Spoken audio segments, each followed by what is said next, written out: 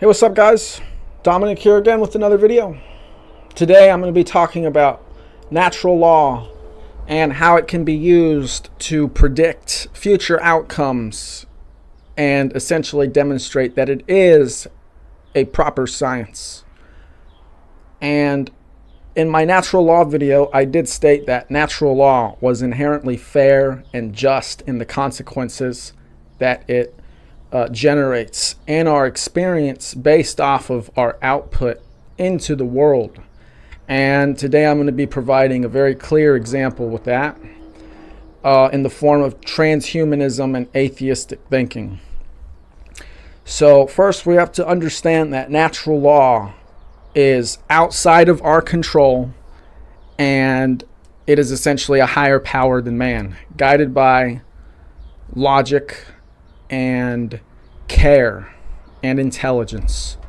But at the same time, even though it's a natural force beyond human control, it is also well within our control, because the consequences that are generated are entirely dependent on our output and beliefs as humans.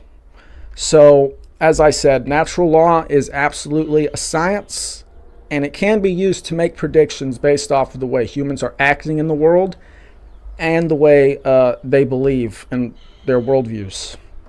So first, we're going to look at general and typical atheistic worldviews.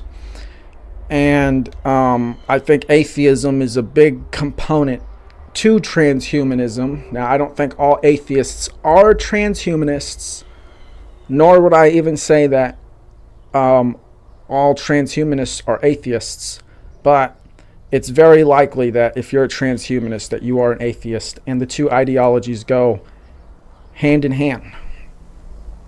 So essentially, one of the core beliefs of atheism is that a lot of them seem to think that God was made in man's image, that humans were just sitting around and we just imagined that there's a higher power than us because it makes us feel better about things like death, things like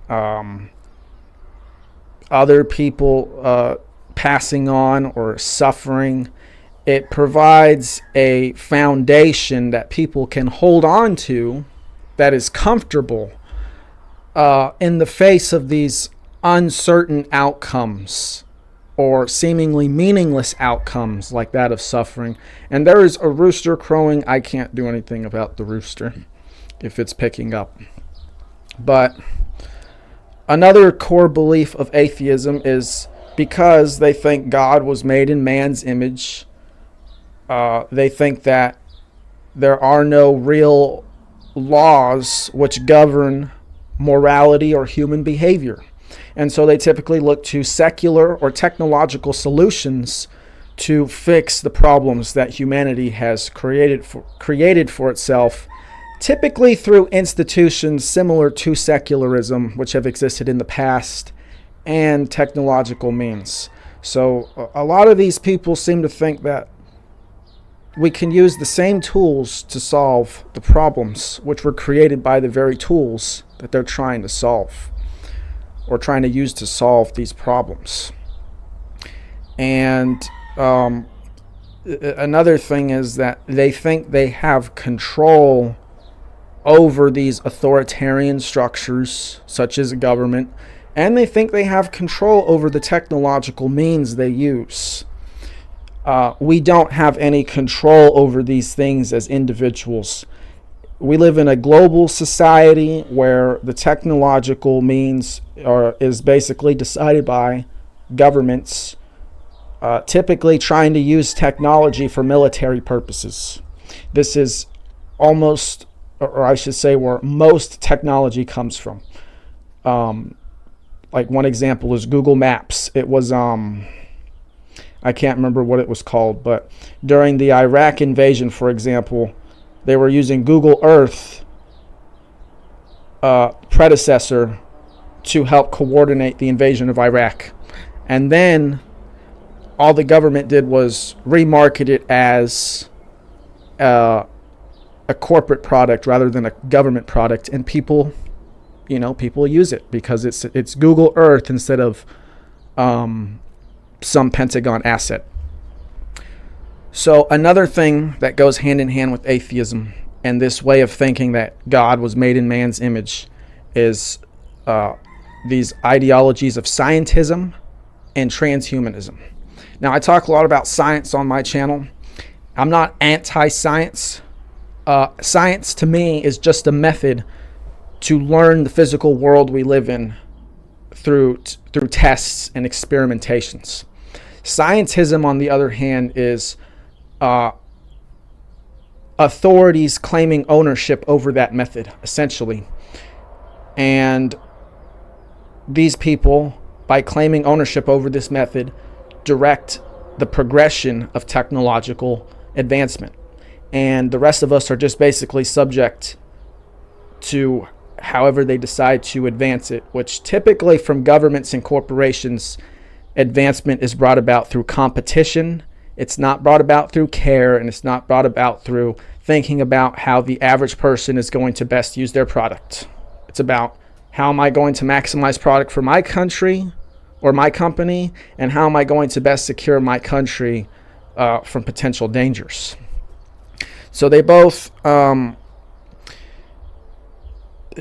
they develop this technology also at such a rapid pace that they can't really control it.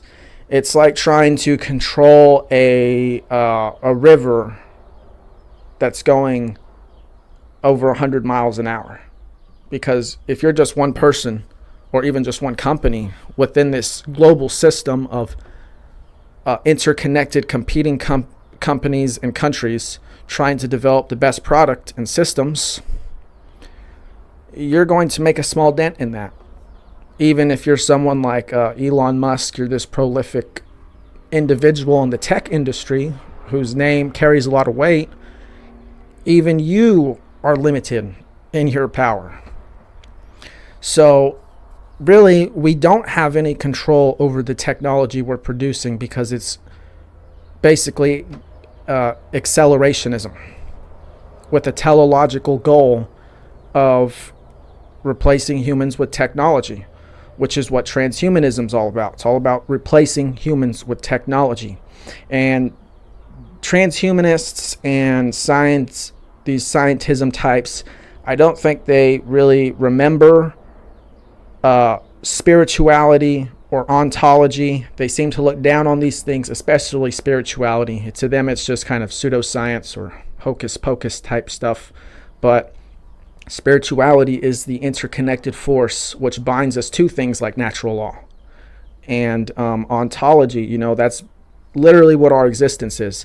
They're not focused in these things. They're focused on how can we control the reality we live in because we fear the unknown. And this is evident by the fact that they're just trying to basically transcend death, because that's one of the main goals of transhumanism, is to create an immortal human race.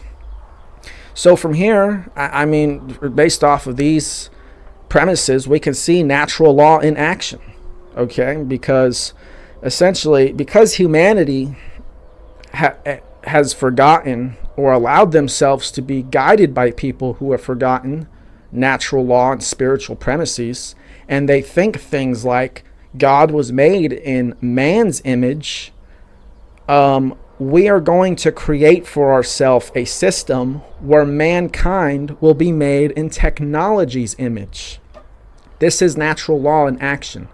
This is why it's fair. It's because what we reap is what we sow.